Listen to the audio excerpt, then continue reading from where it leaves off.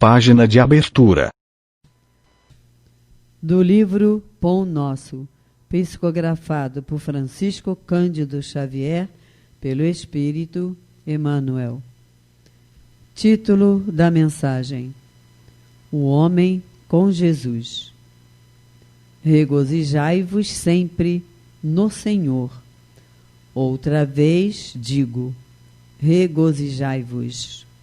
Paulo, aos Filipenses 4:4. Com Jesus ergue-se o homem, da treva à luz, da inércia ao serviço, da ignorância à sabedoria, do instinto à razão, da força ao direito, do egoísmo à fraternidade, da tirania à compaixão, da violência ao entendimento, do ódio ao amor, da posse mentirosa à procura dos bens imperecíveis, da conquista sanguinolenta à renúncia edificante, da extorsão à justiça, da dureza à piedade, da palavra vazia ao verbo criador, da monstruosidade à beleza, do vício à virtude, do desequilíbrio à harmonia, da aflição ao contentamento, do pântano ao monte, do lodo à glória. Homem, meu irmão, regozijemo-nos em plena luta redentora. Que píncaros de angelitude poderemos alcançar se nos consagrarmos realmente ao divino amigo que desceu e se humilhou por nós. Emmanuel. E agora, a palestra.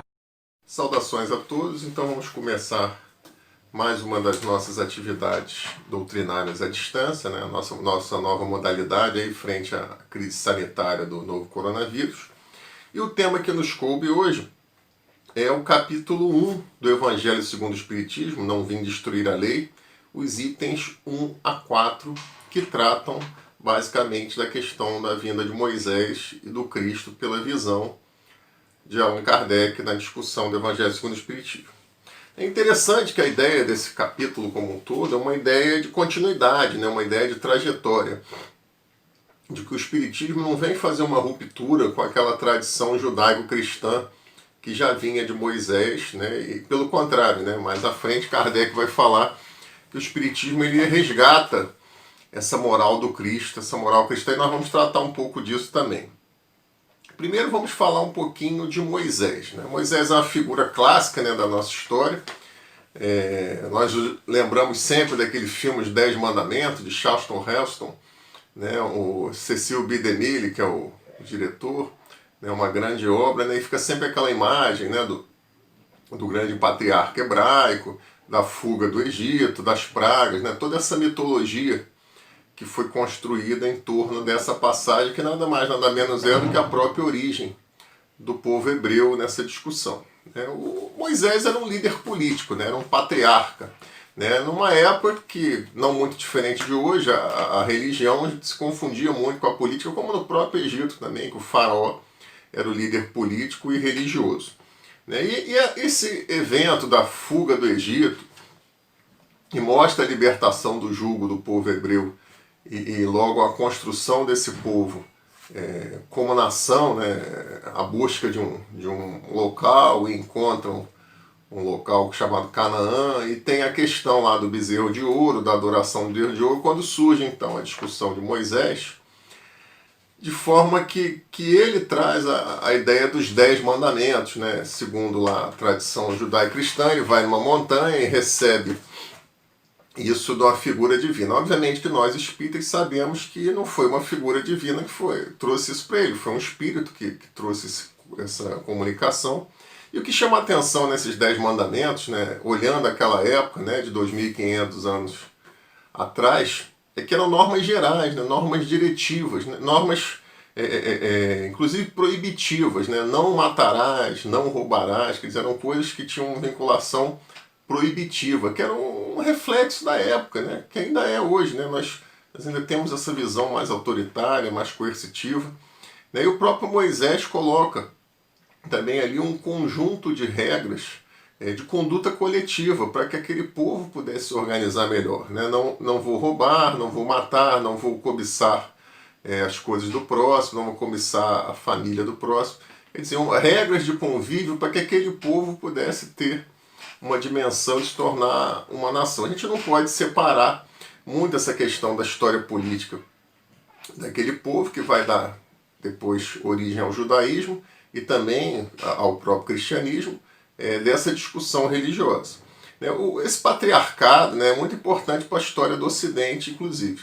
Mas o Kardec ele não se prende muito a essa discussão, não. Né? Ele se prende à discussão da natureza dessas normas. Que tipo de normas que o Moisés trouxe? Essas normas eram de um caráter, digamos assim, como já foi dito, mais incisivo. Né? E o próprio Kardec coloca, né, depois Jesus também no outro tópico, né, que isso tem a ver com a dureza do nosso coração. Né? Por isso que ele é uma visão mais dura também. Isso nos traz também uma ideia de que aquele mundo que o Moisés coloca aqueles 10 mandamentos é um mundo de 2.500 anos atrás, era uma vida tribal. Hoje a gente tem uma vida tecnológica, uma vida complexa. E às vezes a gente vê também as pessoas querendo adaptar esses 10 mandamentos de forma ipsilíteres, de forma descontextualizada para a nossa realidade. Né? A gente vê um fundamentalismo. Da mesma forma que às vezes as pessoas ficam se guiando pelo Velho Testamento, que é uma outra realidade, trazendo essa discussão, porque não pode usar isso, porque não pode usar aquilo. Né? Não há essa visão de temporalidade, né? Caindo no chamado fundamentalismo, ou seja, fica preso diretamente aos fundamentos.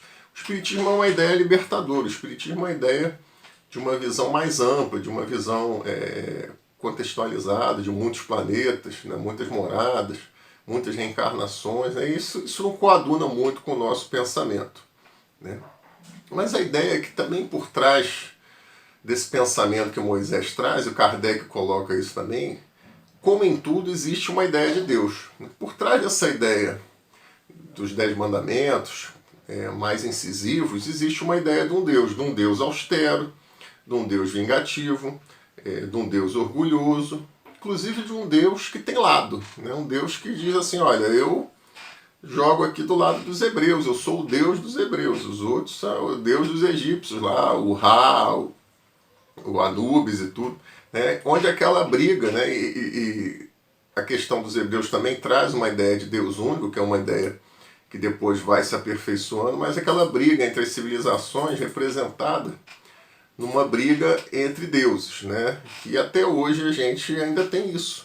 Né? Então, a visão de Moisés é uma visão do Deus vingativo, uma visão do Deus austero, que não combina com a nossa visão atual e que o Espiritismo nos traz também de um Deus justo e amoroso. E aí entra Jesus nessa história. Né? Quando Kardec vai falar do Cristo, né, quer dizer, o enviado de Jesus, ele coloca que Jesus traz um avanço no paradigma de Moisés, no paradigma mosaico. O próprio Jesus se coloca assim, quando ele diz não vim destruir a lei, ele não diz que ele não se contrapõe, mas ele também traz um aperfeiçoamento, ele traz uma mensagem complementar. Ele fala, eu não sou contra isso tudo, mas eu trago coisas novas e diferentes. Né? E isso é importante também. Como assim o Espiritismo também faz, né? E acompanha a renovação do mundo. Né? A gente precisa ser pessoas, nós precisamos ser pessoas históricas, pessoas que acompanham o avanço do mundo. Né? O Espiritismo também tem uma ideia de evolução. Então Jesus traz um avanço nesse paradigma quando diz que não vim destruir a lei, mas cumpri-la. Mas diferente de Moisés também, ele vem trazer um ataque a essas práticas exteriores. Né? O próprio Moisés, quando fala lá da questão do bezerro dourado, ele também faz um ataque às práticas exteriores. Mas Jesus retorna isso, fala lá dos sepulcros caiados, fala de outras situações na qual ele entende que essas práticas exteriores não são importantes. O que é importante é a construção do reino de Deus dentro de nós. Então, toda essa parte aí da prática exterior, o Jesus reforça e amplia essa discussão em vários momentos. Nos vendilhões do templo, quando ele vai lá e expulsa as pessoas, em várias falas ele valoriza o crescimento espiritual interior, que não é diferente do que a gente coloca também na doutrina espírita. E a grande diferença, né, que ao contrário de um Deus austero, de um Deus dos exércitos, de um Deus que tem lado, que manda praga, a visão que Jesus traz de Deus é uma visão de que Deus é amor. E essa visão, inclusive, que os espíritos superiores, quando fazem a codificação, e Kardec compila isso, trazem essa ideia também, que é uma ideia avançada, de um Deus plural, de um Deus que é amor, de um Deus que nos trata como filhos. Aí tem várias passagens de Jesus, quando ele fala, por exemplo, quando um filho pede a um pai o pão ou uma pedra, o que o pai dá? O pai dá um pão. Se o pai, que não é Deus, faz isso, Deus, que é muito mais bondoso que qualquer pai, faria coisa diferente. Então ele traz essa visão de um Deus paternal, de um Deus amoroso, né? E que o Kardec, mais à frente, na discussão inclusive da Gênese, complementa a ideia de justiça também, que aí vem a ideia da reencarnação, né? Que vem essa ideia de um Deus também infinitamente justo, né? De que esse amor não pode ser dissociado da justiça, senão ele não teria sentido, né? Esse amor, digamos assim, até maternal, né? Ele precisa ser combinado com uma ideia de justiça, para que tenha coerência. Também é importante ressaltar que Jesus traz a ideia do perdão como um valor fundamental. Em vez daquela visão guerreira, daquela visão de vou destruir nossos inimigos, um Deus que destrui nossos inimigos, Jesus traz a ideia do perdão como um valor fundamental. E isso também passa por toda a sua mensagem, é um outro avanço nesse paradigma. Avanços tão complexos, esse de que Deus é amor e que o perdão é um valor fundamental, são avanços tão complexos que até hoje a gente não conseguiu ainda absorver eles totalmente, né? O fato é que o Cristo, ciente inclusive dessa dificuldade de passar esses novos paradigmas, ele usa de parábolas, ele usa de mecanismos alegóricos, né, de metáforas, de histórias, para poder passar isso para as pessoas, para que as pessoas pudessem aprender melhor isso. E até hoje a gente tem essas parábolas como fonte de sabedoria para a nossa própria vida cotidiana, ainda que o mundo seja bem diferente. Bem, o fato é que o Cristo, né, como figura histórica e religiosa, ele mudou a humanidade, né? Inclusive o nosso calendário ocidental é separado antes e depois de Cristo, né? É uma figura que realmente influenciou muito a história da humanidade. Mas aí a pergunta que tem, indo para o nosso terceiro bloco, é qual o Cristo que ficou disso, né? Qual o potencial dessa visão cristã de ser deturpada, né? Infelizmente o cristianismo é forte nas suas ideias, mas ao mesmo tempo ele é fraco no sentido de se permitir grandes deturpações, né? Grandes entendimentos subvertidos do que é a mensagem dele. Isso é muito comum na história da humanidade, né? Infelizmente, a essência da mensagem de Jesus ela tem dificuldade de se manter frente às pressões econômicas, às pressões sociais, às pressões da nossa própria imperfeição, né? A mensagem do Cristo, o que o Cristo propõe, é difícil, é um desafio difícil que nós acabamos por capitular, por fracassar e fazemos uma subversão dessa mensagem. E isso não é um movimento de agora, isso é um movimento que acompanha a história da humanidade, né? Então, quando ocorre lá mais ou menos no ano 300, quando os cristãos que eram perseguidos, né? Tem a história que Nero perseguiu os cristãos, eram uma seita perseguida pelo Império Romano, e de repente há uma pirueta ali, há um looping, e os cristãos passam a ser religião oficial do Estado, ou seja, houve ali uma percepção de que aquela crença difundida seria interessante também para o poder político. O poder político absorve aquilo, dali surge aquela estrutura em Roma de papados e aquela coisa toda, e aquilo se perpetua até hoje como uma estrutura grande, suntuosa, inclusive muito distante do que é a mensagem do filho de um carpinteiro que nasceu numa manjedoura. Então esse é o primeiro momento que eu gostaria de destacar aqui, como há uma subversão da mensagem de humildade de Cristo, quando tem Francisco de Assis, mais ou menos no ano 1000, e ele traz uma ideia de humildade, uma ideia de simplicidade, uma tentativa de resgate dessa visão original da mensagem do Cristo, dessa visão de humildade, dessa visão, digamos assim, raiz da visão da mensagem do Cristo. E aí nós temos na Idade Média também a Guerra Santa, as Cruzadas, onde a desculpa de levar a mensagem do cristianismo, de cristianizar as pessoas, é utilizado para invadir lugares, para patrocinar uma guerra contra também uma outra religião nascente, que são os muçulmanos, e uma guerra que dura séculos, pessoas morrem e atravessam gerações, e tudo em nome daquele que morreu na cruz. Não é à toa que se chama Cruzadas, porque tem uma cruz nos cavaleiros, né, que simboliza uma mensagem, curiosamente, daquele que falava que Deus era amor. Também tivemos, da própria Idade Média, depois se estendendo mais à frente também, nos séculos XVI, XVII, o fenômeno da Inquisição, onde pessoas eram perseguidas por práticas, por ser judias, por comerem carne de porco, por serem entendidas como bruxos, por terem entendidas como diferentes, médiums, pessoas como Joana d'Arc, e essas pessoas, por motivos pessoais, dívidas, e sob essa aura da Inquisição, de expulsar o demônio da terra, essas pessoas eram levadas à fogueira, à tortura, e todo um cabedal de ciência da tortura, da prática, da causa do sofrimento aos terceiros, surge desse momento da Inquisição. Então nós passamos também, em nome do Cristo, em nome de purificar a humanidade, criamos um evento chamado Inquisição, que é muito triste. Eu já tive a oportunidade na Colômbia de ir a um museu sobre a Inquisição. É muito triste você ver. Não é muito diferente do campo de concentração nazista, né? E isso nós trazemos essa mancha da história que também foi feita em nome do Cristo, outra subversão daquela mensagem daquele que trouxe que Deus é amor, sendo contaminada pela ideia do Deus vingativo, de um Deus dos exércitos, de um Deus que tem lado, e aí utilizando aquela mensagem como um mecanismo para causar dor a outros seres humanos.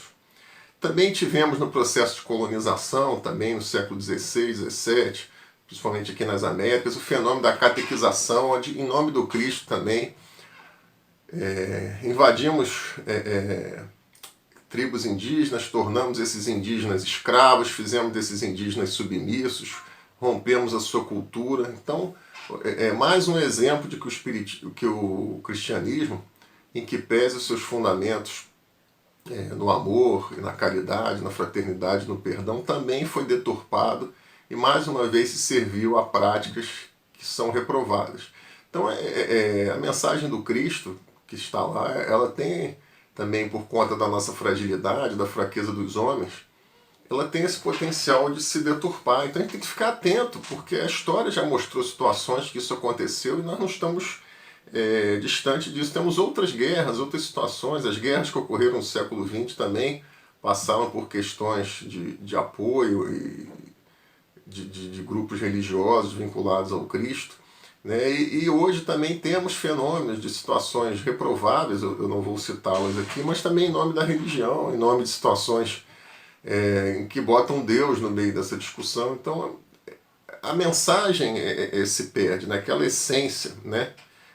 Se perde, e nós fazemos coisas em nome desse Deus dissociado da nossa visão de Deus. E é isso que o Kardec chama muita atenção. Bem, então retornando, né, é verdade que nós fazemos coisas ainda hoje dissociados do que é a mensagem do Cristo, que era a mensagem de simplicidade, né? Por isso a importância de Francisco de Assis como um resgate dessa humildade, dessa essência da mensagem do Cristo, que acaba se perdendo entre grandes prédios de mármore, coisas douradas, roupas suntuosas e pomposas. E o próprio Espiritismo também traz essa mensagem de uma coisa mais, digamos assim, mais simples, né? Quando ele é contra os rituais, porque ele busca ali a simplicidade, ele busca uma coisa mais pragmática, né? Em que pese a gente saiba também que o ser humano, o espírito encarnado, tem essa necessidade de ritualização, e isso acaba gerando algum tipo de choque também. Então, para concluir, gente, né, o fato de se chamar cristianismo, de se dizer que é em nome de Deus, botar Jesus na porta, não quer dizer nada, né? E acho que essa que é a mensagem da nossa fala de hoje, né? Como dizia o próprio Cristo, né? Muitos dirão Senhor, Senhor, né? mas só o fato de dizer, né, de botar a etiqueta, né, o bottom, né, ou a cruz, né, como os cruzados, não necessariamente quer dizer que aquela atuação ela é... Continuando então na nossa conclusão, né, como disse Jesus, muitos dirão Senhor, Senhor, né, mas isso não é o suficiente, essa chave verbal não é o suficiente. Né? Relembrando o nosso velho William Shakespeare, né? Se a rosa tivesse outro nome, assim mesmo teria o mesmo perfume, né? Mesmo assim teria o perfume. Então, o fato de ter o nome de cristianismo não quer dizer que tem o perfume de cristianismo. A gente precisa encontrar esse perfume do cristianismo nos nossos atos. A gente precisa encontrar essa essência, a essência desse perfume nos nossos atos. Né? Muitos outros, como Gandhi, Buda e tantos outros, inclusive do século XX, inclusive que estão encarnados no tempo agora, trazem essa mensagem e às vezes não são vinculados ao cristianismo, não tem esse selo, né, essa etiqueta do cristianismo. Né? Como dizia o próprio Chico Xavier, vários são os guichês, né? O patrão é que é o mesmo. A gente tem que encontrar o guichê alinhado a esse patrão. E não necessariamente o fato de estar o nome do patrão na porta do guichê quer dizer que ele era vinculado à essência do Cristo, a ideia que ele tem o perfume nas suas mãos, o perfume do Cristo. Né?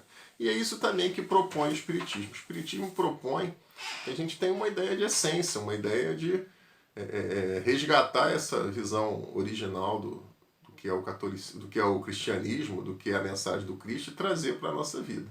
Né? Fugir disso é a gente cair de novo no mundo da hipocrisia, no mundo do que é, mas não é, do mundo de se preocupar com o detalhe, com o acessório, que é totalmente o contrário da essência da nossa ideia espírita. Eu agradeço a oportunidade de poder estar mais uma vez falando aqui no GEF. Desejo a todos aí uma boa semana. Um grande abraço.